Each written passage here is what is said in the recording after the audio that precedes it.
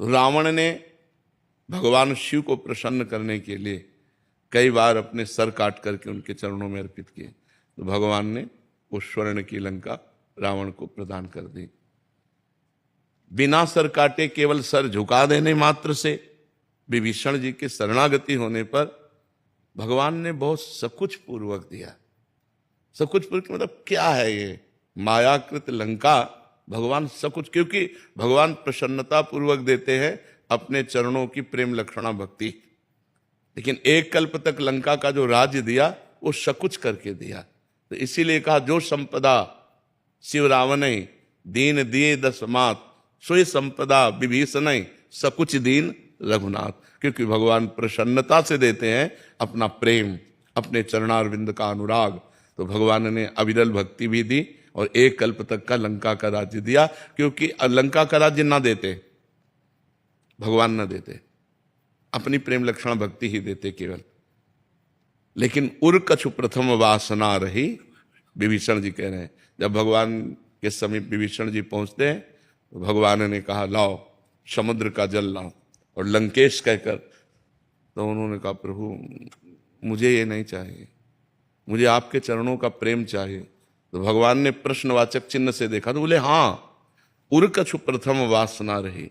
जब लात मारा था विभीषण जी को रावण ने, तो विभीषण जी ने उसी समय संकल्प किया था कि मैं भगवान की शरण में जाकर तेरा विनाश कराऊंगा और इसी लंकाधिपति के सिंहासन पर मैं बैठूंगा।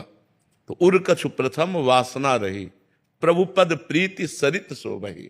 अब आपके चरणों का दर्शन किया तो आपके चरणों की प्रेम सरिता में मेरी वासना बह गई। प्रभु भगवान ने कहा नहीं, जो प्रथम वासना रही पहले उसको लो, और जो अविरल भक्ति की बात है वो भी तुम्हें प्रदान करते हैं। तो बात समझ में आई आपके? विष्णु दास जी दिल्ली से। राधे राधे महाराज जी। महाराज जी, जैसे बताया जाता है कि भक्ति करने के लिए भक्तों के सानिध्य चाहिए, वैसे ही महाराज जी अगर त्रुटिवश हमसे भक्तों की निंदा का अपराध हो जाए तो उस अपराध को कैसे? हाँ, उन्हीं भक्त से विनय करो जिनसे हो गया है, और भगवान से विनय करो। ऐसे भगवान नहीं क्षमा करते, भक्त ही क्षमा करते हैं। क्योंकि जब दुर्वासा जी के द्वारा अम्बरीश जी का अपराध बन गया तो भगवान शंकर के पास कैलाश में गए, टिकने नहीं दिया। ब्रह्मा जी के पास गए तो उनका नहीं। तुमने हरिदास का अपमान किया, इसलिए भगवान हरि ही तुम्हें क्षमा कर सकते हैं। वो हरि की शरण में गए तो हरि ने भी नहीं क्षमा किया। भगवान ने कहा अहम भक्त पराधीनो अस्वतंत्र इव द्विज, मैं अस्वतंत्र हूं, परम स्वतंत्र। भगवान क्या कह रहे हैं? इस समय मैं परतंत्र हूं, मैं स्वतंत्र नहीं हूं। अहम भक्त पराधीनो, मैं भक्त के अधीन हूं। ये सुदर्शन चक्र मेरा है, पर मेरे कहने से शांत नहीं होगा। जब तक अम्बरीश जी नहीं कहेंगे तब तक ये शांत होने वाला नहीं। इसलिए जाओ अम्बरीश जी के चरणों में पड़ो और वो क्षमा कर दें तो अपराध क्षमा हो सकता है।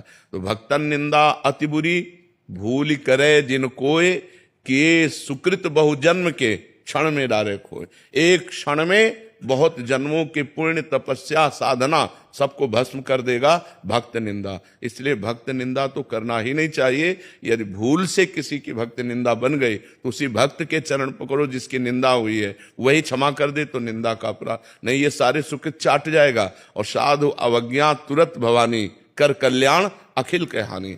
अखिल कल्याण का नाश करके भारी विपत्ति में डाल देगा अगर भक्त निंदा हो गई। इसलिए भक्तन निंदा अति बुरी। वैसे तो किसी की भी निंदा नहीं करनी चाहिए, पर निंदा के केते आवत नहीं कछु हाथ, मूर्ख पर्वत पाप को ले चल अपने साथ।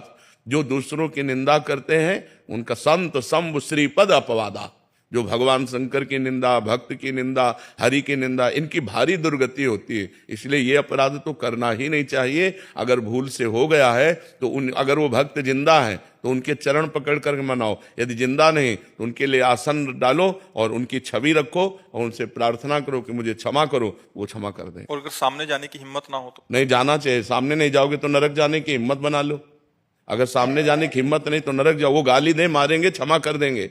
जाओ उनके चरण पकड़ो कि मेरे से गलती हो गई, भूल से मैंने आपकी निंदा कर दी, आप मुझे दंड दे दो या क्षमा करो, आप स्वामी हो, मेरे से अपराध बन गया। करना चाहिए, ऐसा करना चाहिए। क्षमा करने से अगर हमारा जीवन बच जाता है तो बहुत उत्तम बात नहीं। पक्का समझो भक्त निंदा जब दुर्वासा जैसे महातपस्वी नहीं झेल पाए तो और कौन झेल पाएगा? किसी की सामर्थ्य नहीं। भक्त निंदा समय पर तुम्हारा पतन कर देगी। ना तुम वैष्णव भाव को पालन कर पाओगे और ना संसारिक भाव का पालन कर पाओगे। भारी विघ्न पैदा कर देगी। शरीर में अस्वस्थता, बाहर विपत्ति झेल नहीं पाओगे। इसलिए वैष्णव निंदा करने का कभी साहस न करे, और अगर भूल से हो गई तो उससे क्षमा याचना कर ले। राजेंद्र कुमार पोदार जी, कोलकाता से। राधे राधे महाराज जी। महाराज जी, पिछले 2.5 साल से मैं आपके द्वारा दिए गए प्रवचन का श्रवण करता हूँ। यूट्यूब के माध्यम से एकांतिक वार्तालाप सभी कार्यक्रमों में सम्मिलित होता हूँ। मन से निरंतर नाम जब भी अधिक से अधिक करने का प्रयास कर रहा हूँ। पिछले कुछ दिनों से मन महाराज जी भयभीत सा है, क्योंकि श्री सेवकवाणी के 9वें प्रकरण श्री हित अकृपा जब प्रकरण पढ़ा तो महाराज जी उसमें महसूस हुआ कि मतलब जो लक्षण इसमें वर्णन किए हैं वो सारे के सारे मेरे अंदर हैं महाराज जी। अब लगने लगा है कि अहंकारी हूँ, दम्भी हूँ।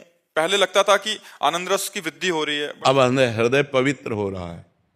सही पूछो तो अब हृदय पवित्र हो रहा है। जब अपने में दोष दर्शन होने लगे तो भगवान की विशेष कृपा समझनी चाहिए, और इसी दोष दर्शन को लेकर हम भगवान से आर्त भाव पुकारते हैं कि प्रभु क्या मुझ जैसे नीच अहंकारी का भी आपके चरणों में आश्रय हो जाएगा। जब तक अपने को लगता है कि मैं भगवान के प्राप्त करने का अधिकारी हूं, तब तक वो अहंकारी है, वो भगवान की प्राप्त करने का अधिकारी नहीं है। और जब ये लगने लगता है कि मुझ जैसा नीच, मुझ जैसा अहंकारी क्या भगवान को प्राप्त करने लायक है, कदापि नहीं, तो वो भगवान को प्राप्त करने लायक बन जाता है। जैसे एक प्रसंग हम सुनाते हैं महाप्रभु चैतन्य देव का। जब महाप्रभु चैतन्य देव का यश प्रकट हुआ तो एक फलाहार रहते थे, पूरे भारत की नदियों का भ्रमण किए हुए थे। तो उनको लगा कि जब महाप्रभु चैतन्य देव के पास जाऊंगा तो मैं फलाहार करता हूं, मैं पवित्र तीर्थों का भ्रमण किए हूं, तो मुझे दौड़कर आलिंगन करेंगे। लेकिन उल्टा हुआ।